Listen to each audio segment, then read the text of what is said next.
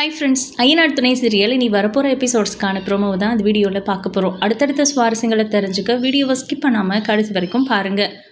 சோழனும் நிலாவும் அவங்களோட ஹனிமூன் ட்ரிப்பை செம்ம ஜாலியாக என்ஜாய் பண்ணிகிட்ருக்காங்க. முக்கியமாக நம்ம நிலாவும் சோழனும் மட்டும் தனியாக வந்திருந்தா கூட இவ்வளோ ஜாலியாக இருந்திருக்க மாட்டாங்க அப்படிங்கிற மாதிரி நிலா அடிக்கடி சோழன் கிட்ட சொல்லிகிட்டே இருக்காங்க. ஆனால் நம்ம சோழன் சொல்கிறாரு, நம்ம 2 பேரும் தனியாக வந்திருந்தோம்னா இதை விட ஜாலியாக இருந்திருக்கோம். இப்போ பாரு, அவங்களுக்கு யாருக்காவது ஏதாவது ஆயிட்டா என்ன பண்ணுறது? அண்ணன் குளிர் தாங்க முடியலன்னு சொல்லுது, வியூ பாயிண்ட்லாம் பார்த்து ரசிக்க மாட்டேங்குது. அந்த மாதிரி ஒருத்தங்களுக்கு ஒரு ஏரியா செட் ஆகும். நம்ம 2 பேருக்கும் நல்லாவே செட் ஆகிடுச்சு. பல்லவன்லாம் ரொம்ப ஓவர் எக்ஸைட் ஆகுறான். அதே மாதிரி தான் பாண்டிக்கு வானதி கிட்டேருந்து ஃபோன் வந்துக்கிட்டே இருக்குது. தேவையில்லாமல் அவங்கள எல்லாரையும் கூட்டிகிட்டு வந்துட்டோமோன்னு தோணுது அப்படின்றாங்க. பட் இதில் நம்ம சோழன் அவங்கள சல்லையாக நினைக்கல. அவங்க நம்ம கூட வந்தது இவருக்கு தொல்லையாக இருக்குது அப்படின்னும் யோசிக்கலை. பட் அவங்க பேசினது பண்ணது எல்லாமே டைரெக்டாகவே வேறு ஒரு இன்டென்ஷனில். ஆனால் நிலா சோழனுக்கு தனியாக இருக்கணும்னு தான் பிடிக்குது. ஒருவேளை நம்மளை பிரித்து இந்த ஃபேமிலியிலேருந்து தனியாக கூப்பிட்டு போயிடுவாரோ அப்படிங்கிற மாதிரிலாம் யோசனை வந்துடுச்சு. இது ஒரு பக்கம் இருக்க, நம்ம கார்த்திகாவோட ஹஸ்பண்ட் அவர் அவங்க ஃப்ரெண்ட்ஸுங்களோட ஒரு 5 பேர் ஃபேமிலி அந்த மாதிரி வந்திருக்காங்க. இவர் கார்த்திகாவை தான் கூட்டிகிட்டு வந்திருக்கணும். ஃபேமிலியோட வரதா இருந்தால் வேற ஒரு பொண்ணு கூட இருக்காரு. இவங்க எல்லாருமோ நம்ம சோழனோட ஃபேமிலி தங்கியிருக்கிற இடத்துல தான் கொஞ்சம் அப்படி தள்ளி வேற ரூமில் தங்கிக்கிட்டு இருக்காங்க. அந்த மாதிரி இப்போ பார்த்தீங்கன்னா நம்ம நிலா காலையில் எந்திரிச்ச உடனே வாக்கிங் போகலாமா சோழன் அப்படின்னு கேட்குறாங்க. ரொம்ப டயர்டாக இருக்குது, இன்னும் கொஞ்சம் நேரத்தில் எல்லாருமே வெளியில் போகலாம், இன்னைக்கு சுற்றி பார்க்குறதுக்கு போகலாம் அப்படின்னு எல்லாம் கூப்பிடும். அதனால நான் இன்னும் கொஞ்சம் நேரம் தூங்கிக்கிறேனே அப்படின்னு கேட்குறாரு. என்ன சோழன் நீங்கள் ப்ளீஸ்ன்னு, நைட் லேட்டாக தானே தூங்கணும், நீயும் தூங்கினீங்களா அப்படின்றாரு. இல்லை சோழன், எனக்கு ஆசையாக இருக்குது, இந்த குளிராக இருந்தாலுமே அந்த சில்னஸ் சூப்பராக இருக்கும், அதனால நம்ம வாக் பண்ணலாம் வாங்க அப்படின்னு கூப்பிடுறாங்க. இல்லை நான் வரல, நீ வேணா போயிட்டு வா, ஜாக்கிரதை, கையில் ஃபோன் எடுத்துகிட்டு போ அப்படின்னு சொல்கிறாங்க. சரிங்க சோழன் அப்படின்னு சொல்லிட்டு நிலா போகிறாங்க. ரொம்ப தூரம் போக வேண்டாம் அப்படின்னு அட்வைஸ் பண்ணி தான் அனுப்புகிறாங்க. இப்போது அவங்க போகும்போது எதர்ச்சியாக தான் கார்த்திகாவோட ஹஸ்பண்டை நிலா பார்க்குறாங்க. இவரை எங்கேயோ பார்த்த மாதிரி இருக்கே அப்படின்னு சொல்லிட்டு அவரை ஃபாலோ பண்ணுறாங்க. எக்ஸ்கியூஸ் மீ அப்படின்னு அவங்கள கூப்பிடுறாங்க. உங்களை எங்கேயோ நான் பார்த்துருக்கேன், என்ன உங்களுக்கு தெரியுதா அப்படின்னு கேட்கும்போது அப்போ தான் கார்த்திகாவோட ஹஸ்பண்ட் அப்படின்னு நிலாவுக்கு ஞாபகம் வந்துடுது. நீங்கள் கார்த்திகாவோட ஹஸ்பண்ட் தானே அப்படின்னு கேட்குறாங்க. உடனே அவர் எஸ்கேப் ஆக பார்க்குறாரு. இல்லைங்க, நீங்கள் நினைக்கிற ஆள் நான் இல்லை அப்படின்னு சொல்லி போக பார்க்குறாரு. ஹலோ ஒரு நிமிஷம் இல்லைங்க, உங்களுக்கும் கார்த்திகாவுக்கும் ஏதாவது பிரச்சனையா அப்படின்னு கேட்குறாங்க. யார் கார்த்திகா, என்ன பேசுகிறீங்க, நீங்கள் எந்த ஊர் நீங்கள் அப்படின்னு கேட்குறாங்க. நாங்கள் சென்னை, எனக்கு நல்லா தெரியும், நீங்கள் கார்த்திகாவோட ஹஸ்பண்ட் தான், என்னோடய ஃபேமிலி அவங்க அப்படிங்கிற மாதிரி நிலா அதை பற்றி எக்ஸ்பிளைன் பண்ண வராங்க. சாரிங்க, நீங்கள் என்னை வேறு யாரோட நினச்சிட்டு தான் பேசிகிட்டு இருக்கீங்கன்னு நல்லாவே தெரியுது. ஆக்சுவலாக நாங்கள் மதுரை அப்படின்னு சொல்கிறாங்க. அப்படிங்களா, சரிங்க அப்படின்னு சொல்லிட்டு நிலா கன்வின்ஸ் ஆகுறாங்க. இருந்தாலும் அவங்களுக்கு கன்வின்ஸே ஆகலை. இப்போது நம்ம நிலா மறுபடியும் ரூமுக்கு போய் சோழனை எழுப்புறாங்க. என்னாச்சுன்னு கேட்டால் அவர் ஒரு மாதிரி தடுமாற்றமாக இருக்காங்க. நிலா என்னாச்சுன்னு திரும்ப சோழன் கேட்குறாங்க. தனியாக போக வேண்டாம்னு சொன்னேன், லேட்டாக போகலாம் அப்படின்னும் சொன்னேன், நீ கேட்டியா, எங்கேயோ போயிட்டு எதையாவது பார்த்து பயந்துட்டியா அப்படின்னு சொல்லி சோழன் ஒரு மாதிரி படபடப்பாக கேட்குறாரு. இல்லை அதெல்லாம் ஒன்றும் இல்லை அப்படின்னு. அப்புறம் என்னாச்சு, ஏன் இவ்வளோ பதற்றமாக இருக்க அப்படின்னு கேட்குறாங்க. அங்கே நான் கார்த்திகாவோட ஹஸ்பண்டை பார்த்தேன் அப்படின்னு சொல்கிறாங்க. கார்த்திகாவோட ஹஸ்பண்டையா, இங்கேயா, ஏன் அவன் துபாயில் இருக்கிறதா தானே சொன்னாங்க அப்படின்னு கேட்குறாங்க. நானும் அப்படி தான் நினச்சிட்டு இருந்தேன். இப்போ அவரை பார்த்து நான் பேசினேன், நீங்கள் கார்த்திகாவோட வீட்டுக்காரர் தானே அப்படின்னு. இல்லை நீங்கள் வேறு யாரோன்னு நினச்சி பேசுகிறீங்க அப்படின்னு அவாய்ட் பண்ணிட்டு போயிட்டாரு. நானும் திரும்ப கேட்டேன் சோழன், அவரோட பதிலே சரியில்லை, ஏதோ பொய் சொல்றாரு போல இருக்கு, அவர் கூட ஒரு பொண்ணு இருந்தா அப்படின்றாங்க. வேற ஒரு பொண்ணா அப்படின்னு. ஆமா அப்படின்னு சொல்றாங்க. இல்ல அப்போ நீ வேற யாரையாவது தான் பார்த்துருப்பீங்களா அப்படின்னு சோழன் கன்வின்ஸ் பண்றாரு நிலாவை. ஆனா அவங்களுக்கு மைண்ட் கன்வின்ஸே ஆகல, அதே யோசனையில இருக்காங்க. அதுக்கப்புறம் மறுபடியும் எல்லாரும் வெளியில போகலாம், இன்னைக்கு ஃபுல்லா சுத்தி பார்த்துட்டு நைட்டுக்கு கிளம்பிடலாம் அப்படிங்கிற மாதிரி போய் சுத்தி பார்க்கறதுக்கு கிளம்புறாங்க. அப்போ நம்ம பல்லவன் ரொம்ப எக்ஸைட்டடா இருக்காரு. நேற்று பார்த்ததை விட இன்னைக்கு பார்க்க போற இடம் எல்லாம் ரொம்ப அதிக வியூ பாயிண்ட் இருக்கும் அப்படின்னு சொல்லிட்டு குணா கேவ் போகலாம் அப்படின்ற மாதிரி நிலா ஆசைப்படுறாங்க. பல்லவன் ஆமாம் அங்கே போய் ஆகணும், கண்டிப்பாக நம்ம ஃபோட்டோ எடுக்கணும், அங்கே ஃபோட்டோ எடுத்து நான் கண்டிப்பாக போஸ்ட் பண்ணணும் அப்படிங்கிற மாதிரிலாம் ரொம்ப ஆசைப்படுறாரு. டே போதுண்டா, அதெல்லாம் ரொம்ப ஆபத்தான இடம், தெரியாத அவனுக்கு, கேள்விப்பட்டதே இல்லையா அப்படின்னு சொல்லி சோழன் அவரை ஒரு மாதிரி பத்திரமா இருக்கணுங்கிற மாதிரி சொல்கிறாங்க. ஆனால் பல்லவன் தான் கொஞ்சம் ஆர்வ கொள்ளராச்சு இந்த மாதிரி விஷயத்துல எல்லாம், ரொம்ப ஓவராகவே எக்ஸைட் ஆகுறாரு. பட் அது வந்து சோழனுக்கு ஒரு மாதிரி ஆபத்துன்ற மாதிரி தோணிட்டு இருக்கு. நிலா நீ ஏன்பா நல்லா இருக்க அப்படின்னு நம்ம சேரன் கேட்குறாரு. ஒன்றும் இல்லைண்ணே அப்படின்னு. அண்ணே அந்த குத்தை ஏன் கேட்குற? காலையில் நான் வாக்கிங் போயாகணும், அதுவும் இந்த பனியில் குளிரில் போகணும்னு சொன்னான். வெயில் வந்தப்புறம் போயிருந்தா கூட பரவாயில்ல, அந்த சில் காற்றுல நான் போய் ஆகணும்னு சொன்னான். சரி பத்திரமா போன சொல்லி அனுப்பி வச்சேன். அவள் போயிட்டு வந்து பதற்றமாகி என்னையும் பயமுறுத்தி எழுப்பி விட்டா அப்படின்றாங்க. எதையாவது பார்த்து பயந்துட்டியாப்பா, அதனால தான் இப்படி இருக்கியா அப்படின்னு கேட்குறாங்க. எதையாவது பார்த்தெல்லாம் இல்லை, அந்த கார்த்திகா இருக்கால அவளோட புருஷன் இங்கே எங்கேயோ இருக்கிறதாவும் வேற ஒரு பொண்ணு கூட இருக்கிறதாவும் பார்த்துட்டு அந்த பதற்றத்தில் தான் இவ அப்படி இருக்கா. பேசினா நீங்கள் வேற யாரோன்னு நினச்சி பேசுகிறீங்க அப்படின்னு அவன் தெளிவாக தான் சொல்லிட்டு போயிருக்கான். ஆனால் இவ கார்த்திகாவோட புருஷன் தானே சொல்லிட்டு இருக்கா அப்படின்றாங்க. சேரனுக்கு தான் ஏற்கனவே கார்த்திகா லைஃப்பில் நடந்த விஷயங்கள் தெரியுமே. கொஞ்ச நாளாக அப்ஸ்காண்டு அவர்கிட்ட கான்டாக்ட் பண்ணி கூட பேச முடியலன்னுலாம் கார்த்திகா சொல்லியிருந்தாங்க. சேரனுக்கு சந்தேகமாக இருக்குது. அண்ணே உங்களுக்கு புரியுதா நான் என்ன சொல்கிறேன்னு அப்படின்னு. புரியுதுப்பா, ஆனால் நீ வேறு யாரையோ தான் பார்த்துருப்ப போல இருக்குது சோழன் சொல்கிறத பார்த்தா அப்படின்றாங்க. எனக்கு நல்லா தெரியும்னு, அது கார்த்திகோட ஹஸ்பண்ட் தானே. நம்மளும் 2-3 முறை பார்த்துருக்கோம். நம்ம கோயிலுக்கு போயிருந்தோம்ல திண்டுக்கலுக்கு, அப்போ கூட அவர் கூட நம்ம டைம் ஸ்பெண்ட் பண்ணியிருக்கோம்ல, எனக்கு நல்லா ஞாபகம் இருக்குது, அவர் தான் அப்படின்னு சொல்கிறாங்க. சரி விடுப்பா, வேறு யாராவது கூட அவங்க தங்கச்சியாக இருக்கலாம், அவங்க ஃபேமிலி மெம்பர்ஸாக இருக்கலாம், கூட ஒர்க் பண்ணுறவங்களா இருக்கலாம் அப்படின்னு அவங்க க்ளோஸாக நடந்து வந்துட்டு இருந்ததை பார்த்தா அவங்க ஹஸ்பண்ட் அண்ட் ஒய்ஃப் லவர்ஸ் மாதிரி தான் இருந்தாங்க அப்படின்னு சொல்கிறாங்க. நீலாம் அந்த டென்ஷன்லேருந்து வெளியவே வரலை. இப்போ பார்த்தீங்கன்னா பல்லவன் இருந்துட்டு என்னென்ன அண்ணி சொல்கிற விஷயம் உங்களுக்கு புரியலையா? ஏற்கனவே கார்த்திகா லைஃப்பில் இந்த மாதிரி நடந்திருக்குன்னு சொல்லி தானே அவங்க ரொம்ப வருத்தத்தில் இருந்தாங்கன்னு சொன்னேன். ஒருவேளை இப்படி தான் இருக்குமா, அதனால தான் கார்த்திகாவை அவாய்ட் பண்ணுவாரா இந்த ஆள் அப்படிங்கிற மாதிரி கேட்குறாங்க. என்னடா என்னென்னமோ சொல்கிற அப்படின்னு சோழன் கேட்குறாரு. அதுக்கப்புறம் தான் நம்ம சேரன் நடந்த விஷயத்தவே சொல்கிறாங்க. சரி கண்டிப்பாக கார்த்திகாவோட புருஷன் இங்கே இருக்க வாய்ப்பு இல்லை, அதனால நம்ம அதை பற்றி யோசிக்க வேண்டாம், நம்ம காசு செலவு பண்ணி ட்ரிப்புக்கு வந்திருக்கோம், இன்னைக்கு முதல்ல ஜாலியாக என்ஜாய் பண்ணலாம் அப்படின்னு.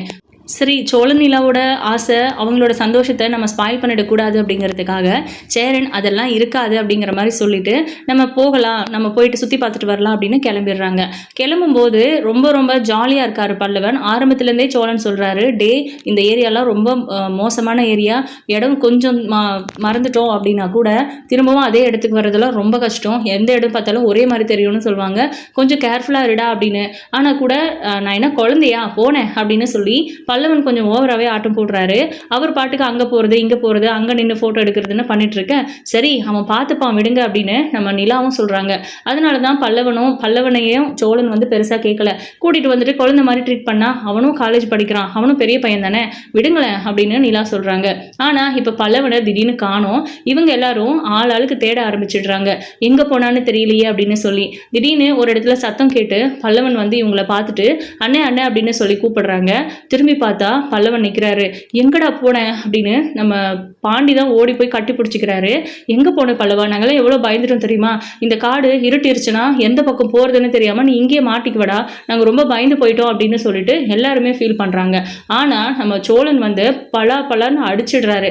என்ன பண்ணிட்டு இருக்கிறடி, நீ என்ன குழந்தையா, இப்படி தான் தொலைஞ்சு போவியா நீ, நானும் நேற்றுலேருந்து உங்ககிட்ட சொல்லிட்டு இருக்கேன் அப்படின்னு சொல்லிட்டு எதுக்காக நீ என் கூட வந்து இப்படி டார்ச்சர் பண்ணிட்டு இருக்கேன்னு ஒரு வார்த்தை சொல்லிடுறாரு. பட் அவரோட அது அடிக்கிறதா இருக்கட்டும் திட்டுறதா இருக்கட்டும் ஒரு கேர் தான். பல்லவன் மேலே அவ்வளோ பாசம் 3 அண்ணனுங்களுக்குமே.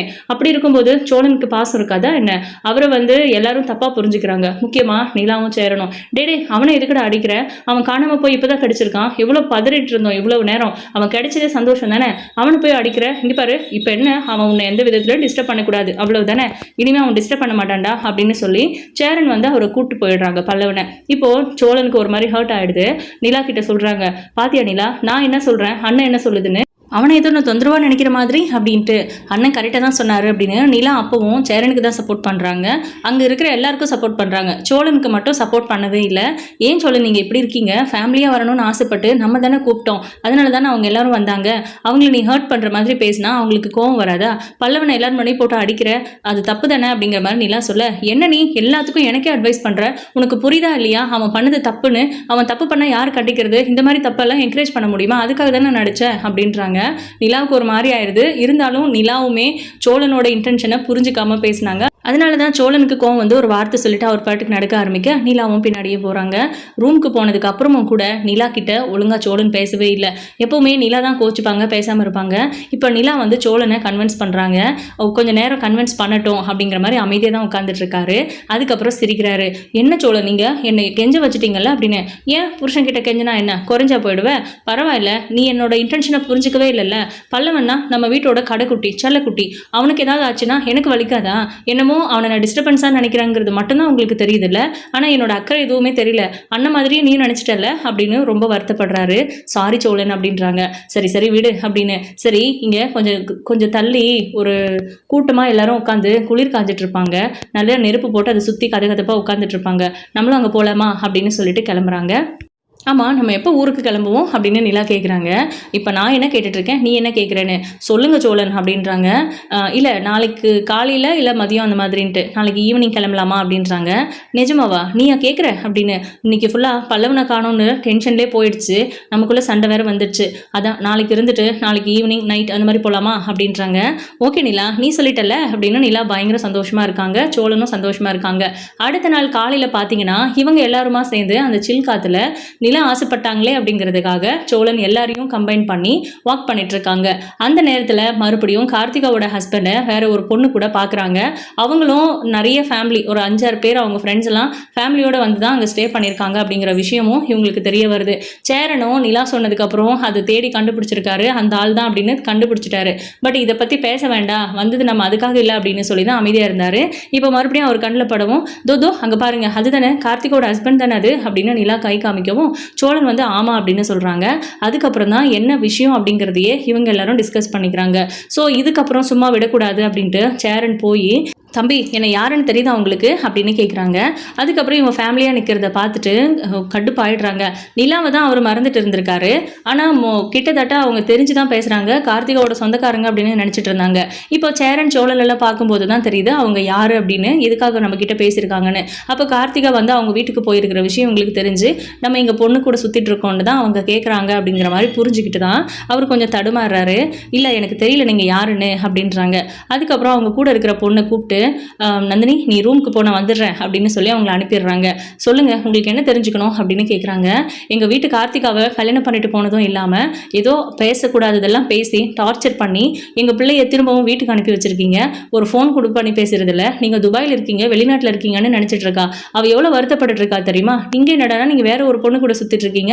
அந்த பொண்ணு யாரு அப்படின்னு. நான் அவளை தான் கல்யாணம் பண்ணிக்க போகிறேன் அப்படின்றாங்க. கல்யாணம் பண்ணிக்க போகிறவளை பற்றி பேசுகிறீங்க. லீகலாக கல்யாணம் பண்ணீங்க கார்த்திகாவை, அவளுக்கு என்ன பதில் சொல்ல போறீங்கன்னு. அவகிட்ட நான் டிவோர்ஸ் கேட்டேன், அவ கொடுக்கல. அதனால தான் நான் இப்போ இந்த கல்யாணத்தை பண்ணிக்கிட்டேன்னா எனக்கு பொண்டாட்டி கூட வாழ விருப்பம் இல்லைன்னு இதையே காரணமாக வச்சு நான் டிவோர்ஸ் வாங்கிடுவேன். இங்கே பாருங்க கார்த்திகா கூட சேர்ந்து வாழ்ற ஐடியா எனக்கு இல்லை அப்படின்றாங்க. சேரனுக்கும் வந்து சட்டையை பிடிச்சிடுறாங்க. உடனே அந்த பொண்ணு ஓடி வராங்க.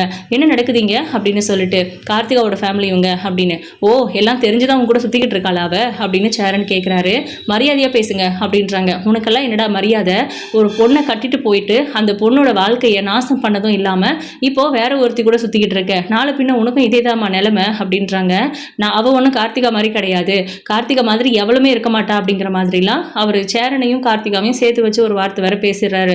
ஸோ இது எல்லாமே வந்து அதாவது கார்த்திகாவோட வாழ்க்கை இந்த மாதிரி ஆகுறதுக்கு சேரனும் காரணம் அப்படிங்கிற மாதிரி இவங்களுக்கு புரியுது. இதை இப்படியெல்லாம் விடக்கூடாது, கம்ப்ளைண்ட் பண்ணணும், போலீஸில் கம்ப்ளைண்ட் பண்ணி அவங்கள என்ன பண்ணணுமோ பண்ணலாம் அப்படிங்கிற மாதிரி டிஸ்கஸ் பண்ணிட்டு இருக்காங்க.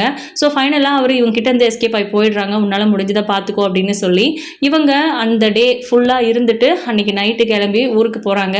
ஸோ இதுக்கப்புறம் தான் கார்த்திகாவோட லைஃப்பில் என்ன முடிவெடுக்கிறதுன்னு எல்லாரும் பேசி ஒரு முடிவுக்கு வருவாங்க. ப்ளஸ் நம்ம சேரன் சந்தாவை கல்யாணம் பண்ணிக்க போகிறாரா இல்லை கார்த்திகாவோட நிலைமையை பார்த்துட்டு அவங்க மேலே ஒரு அனுதாபமும் பழைய லவ்வும் வந்து அவங்களே கல்யாணம் பண்ணிக்க போகிறாங்களா அப்படிங்கிறதெல்லாம் வெயிட் பண்ணி பார்க்கலாம். உங்களோட கருத்துக்களை கமெண்ட் பண்ணுங்கள். இந்த வீடியோ உங்களுக்கு பிடிச்சிருந்தா லைக் பண்ணுங்கள், ஷேர் பண்ணுங்கள். தேங்க்யூ.